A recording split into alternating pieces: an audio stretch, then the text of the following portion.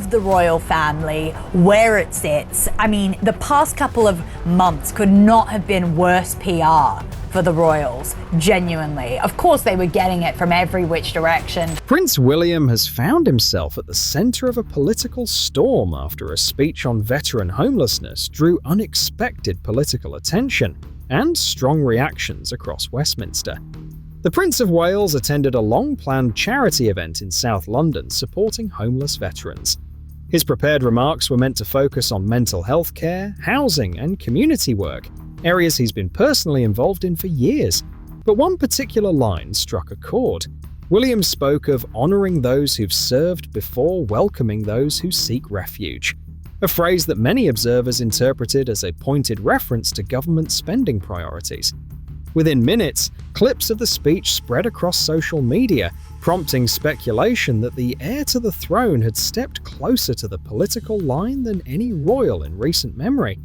Downing Street did not issue a formal response, but government sources told reporters they were surprised by the wording and worried about the political tone some commentators were attaching to it. But what the cameras didn't show that morning, and how officials inside Number 10 reacted behind closed doors, may reveal something much bigger about Britain's growing divide between duty, politics, and public trust. The clip of Prince William's speech began circulating within minutes of the event. By early afternoon, it had been replayed across every major broadcaster and viewed millions of times online. Commentators on both sides of the political spectrum quickly weighed in. Supporters praised the prince for highlighting a long-standing crisis. Thousands of British veterans struggling with homelessness and delays in mental health support. Critics, however, accused him of drifting dangerously close to politics, a line senior royals are expected to avoid. Downing Street aides initially tried to play down the story, describing William's remarks as well-intentioned but unhelpful in timing. Within hours, though, the debate shifted from the speech itself to what it symbolized, a collision between national compassion and government priorities. Labour officials privately admitted concern that the message might resonate with voters already frustrated by reports of limited housing for veterans. Conservative MPs seized on the moment, praising the prince's commitment and demanding that ministers listen rather than lecture. While Westminster argued over protocol, the conversation across Britain had already moved to something far deeper: who the nation chooses to stand behind when resources run thin. By early evening, newspapers were leading with headlines such as "Prince speaks for veterans" and "Palace message puts pressure on PM." Analysts from Sky News and the BBC noted that William's comments echoed his growing interest in social issues, particularly the link between service, duty, and belonging, themes that have defined his recent projects. At the same time, grassroots veteran organisations reported a sudden surge in donations and volunteer sign-ups. One London-based shelter said calls from potential donors had tripled since the speech aired. For many, the issue was no longer royal protocol but moral leadership, yet inside number. 10. Frustration reportedly grew. Anonymous sources described tense briefings, with advisors debating whether the government should issue clarification on its own veteran housing policies. Officials were acutely aware that the optics looked poor. Months of headlines about hotel costs for asylum applicants had already left ministers sensitive to accusations of misplaced spending priorities. By nightfall, the palace had released a short written statement emphasizing that the prince's comments were in support of long-standing charitable work for those who served. The wording was cautious but firm. No apology, no retraction, just context. Political commentators called it a measured defense, signaling that the palace did not intend to escalate the story but equally refused to distance itself from the remarks. Public opinion data from YouGov the following day suggested that most Britons viewed the prince's statement positively, with a clear majority agreeing that veteran welfare should receive greater attention from government. Among voters over 50, that sentiment was overwhelming. Inside Westminster, the mood was very different. Privately, several Labour MPs admitted the controversy had arrived at the worst possible time, amid criticism of welfare spending, local election nerves, and growing pressure over immigration policy. One senior backbencher was overheard calling the episode a reminder that symbols matter more than spreadsheets. That quiet statement from the palace would set off a chain reaction across Britain's political establishment, one that neither side fully anticipated. By Friday morning, the political conversation had grown into a full-scale media storm. Every major outlet led with variations of the same question. Had the future king crossed a political line, or simply spoken a truth politicians were avoiding?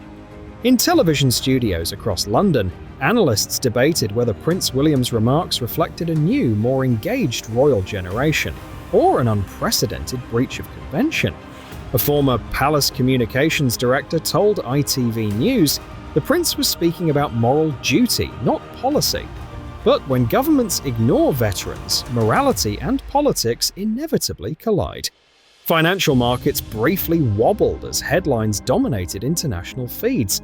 Analysts noted investor unease over political uncertainty, but no tangible economic impact.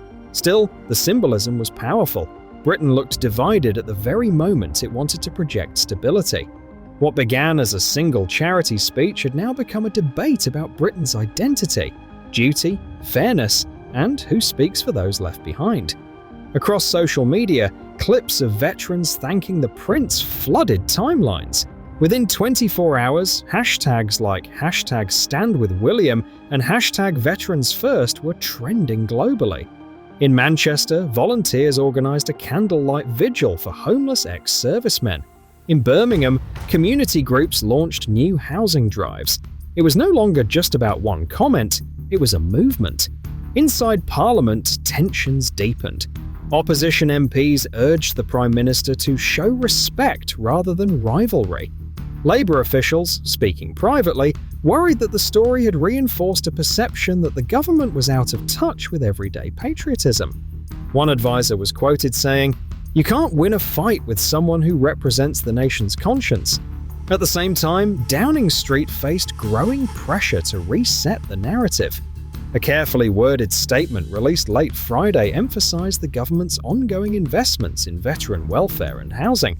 But the timing only fueled comparisons with the prince's speech, which many viewed as more heartfelt and direct. While Westminster struggled to contain the damage, the palace quietly returned to its schedule, offering no further comment and letting public sentiment speak for itself. Internationally, the story traveled fast. Australian and Canadian networks framed it as a sign of a more outspoken British monarchy. In Europe, editorials in Le Monde and Die Welt described the event as a reminder that symbols still move democracies. Across the Atlantic, commentators on CNN and Fox News used the moment to debate the role of moral authority in modern leadership. By the weekend, new polling showed Prime Minister Keir Starmer's approval ratings dipping by several points. Not catastrophic, but noticeable.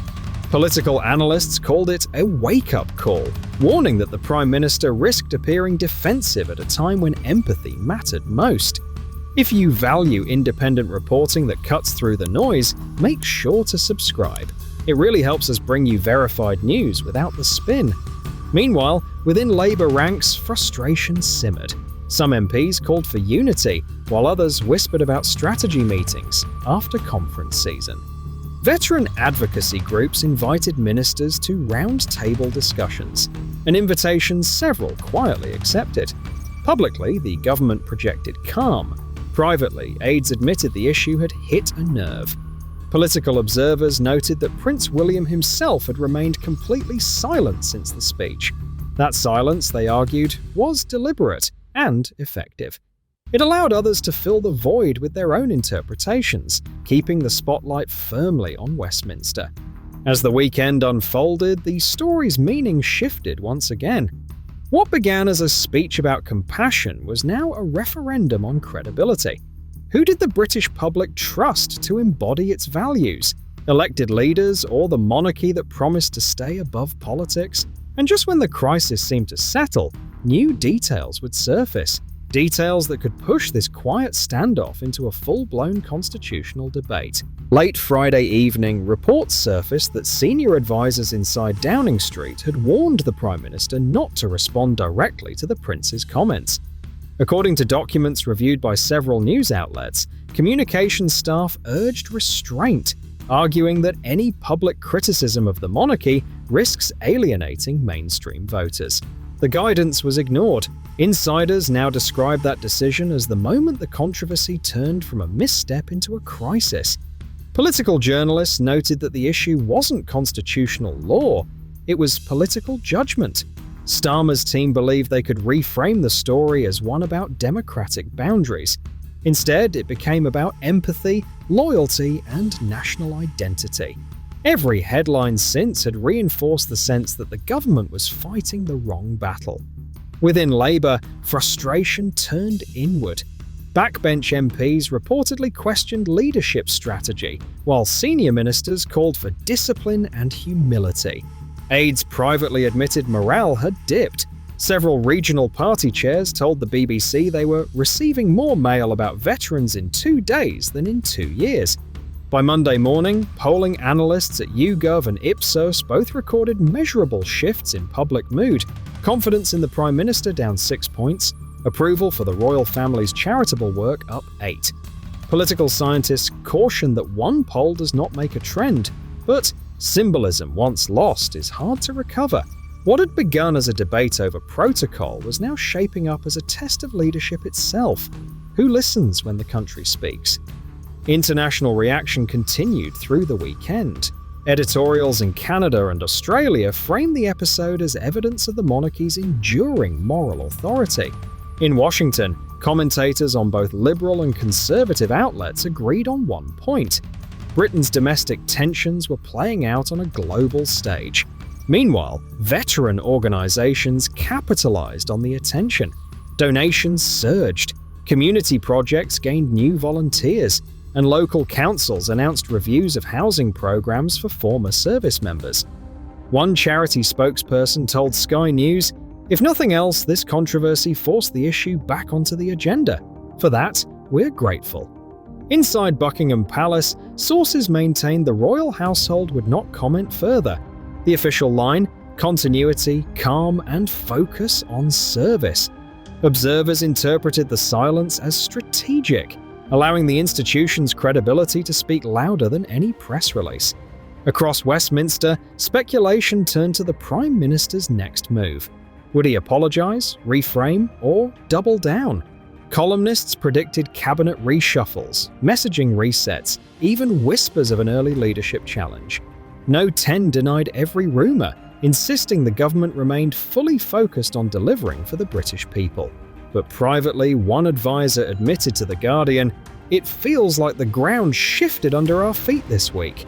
While the palace projected unity, the government looked fractured, and the public had already decided which tone felt more reassuring.